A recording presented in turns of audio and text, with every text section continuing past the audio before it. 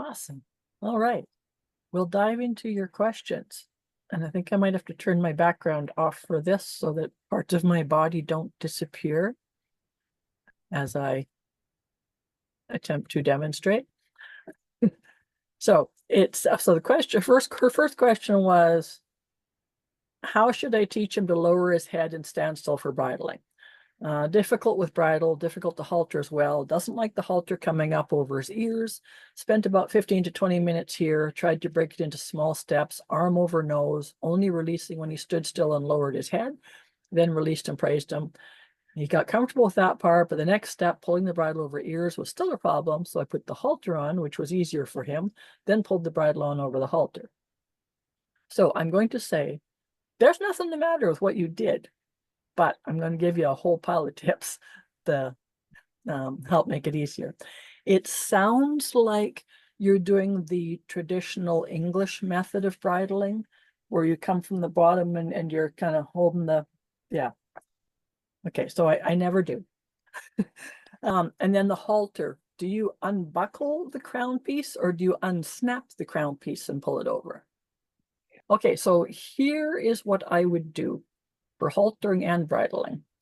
And I'm tall, but I have had horses so tall that I cannot reach if they go up there.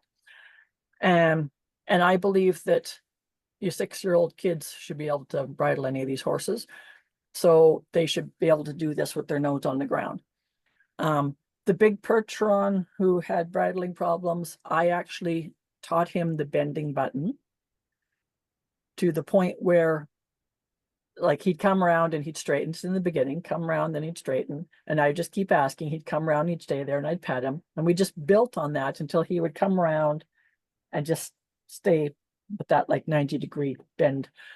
And when they stand like that, they will drop their head just from that. So that helped, having the bending button.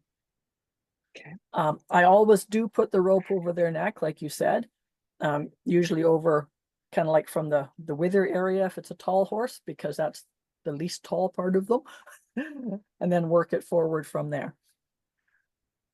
Initially, I will not use the snap on the halter. I will when I'm going to transition from halter to training to put a bridle on, but initially I'm not going to. What I want to do is, oh, geez, I've got like boxes of art stuff on the floor, and I'm trying to push my table back and no room, trying to get some room here.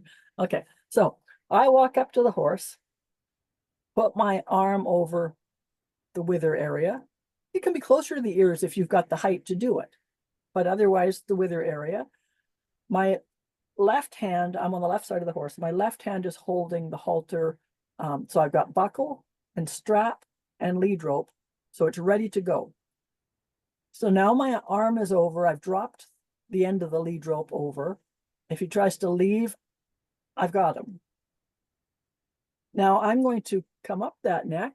Now, if I've been teaching him to drop his head down, then you can also, connect the word down to anything that, when you're doing that side to side, when you do have the halter on, connect the word down to that. But because I've got the buckle and strap ready in my left hand, now I can get a hold of that strap.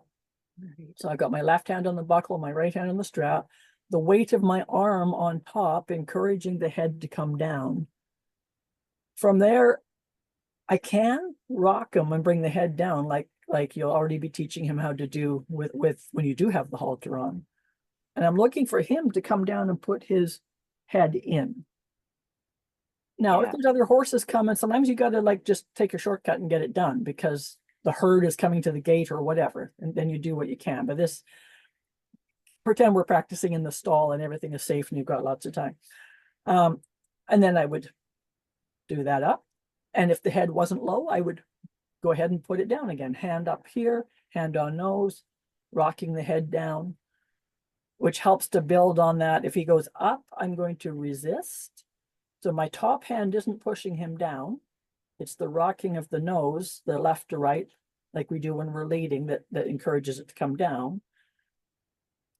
But teaching him that there is a ceiling there. If you go up, that pressure will increase, and that's going to help with the arm going over. Yeah.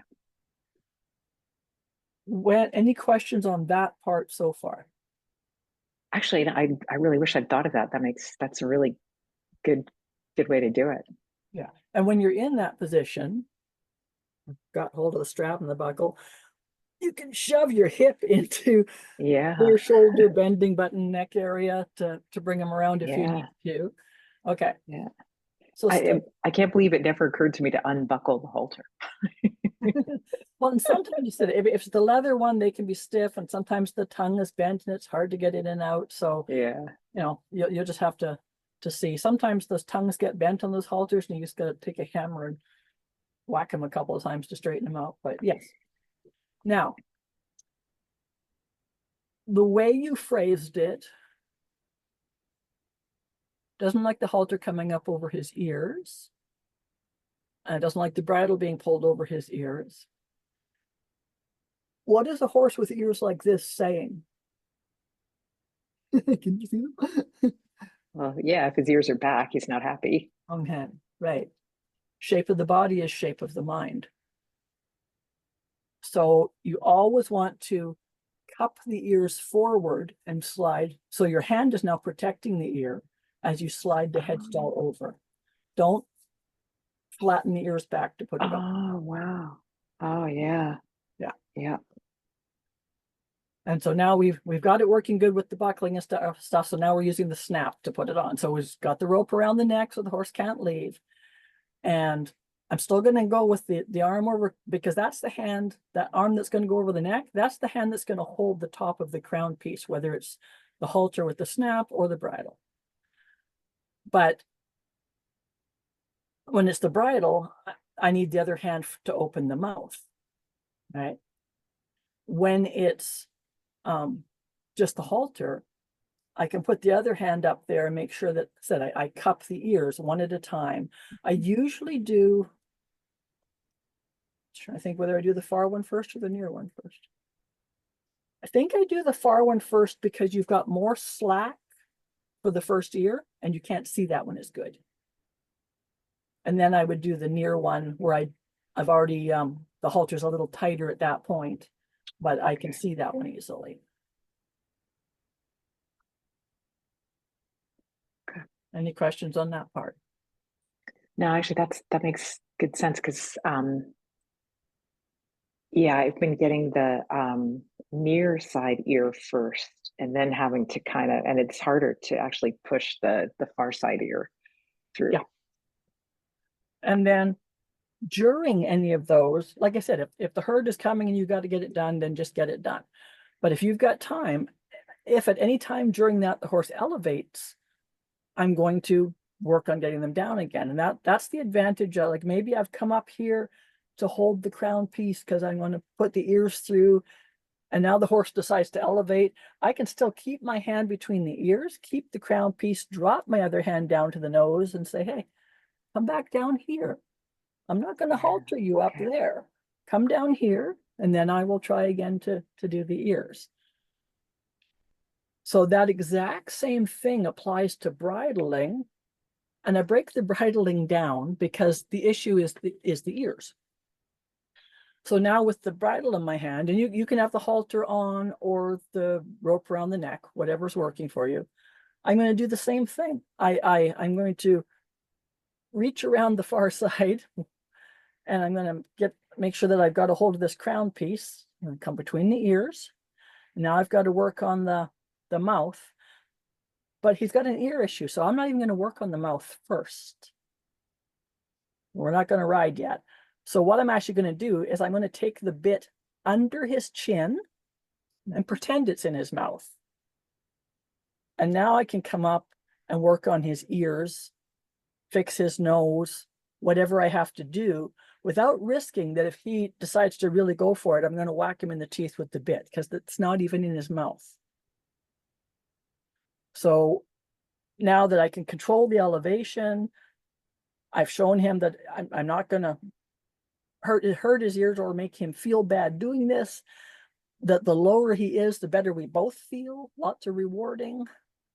Then you can say, okay, hey, we're down here. This is chill. We've done the ears a few times. What happens when I put my finger and play with your mouth? does anything happen? If it does, fix that.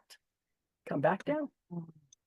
Okay, finally, I Okay. can play in your mouth. So now I can just let this Yeah. bit that's been under your chin slide down into my fingertips to help line it up with the front of the mouth.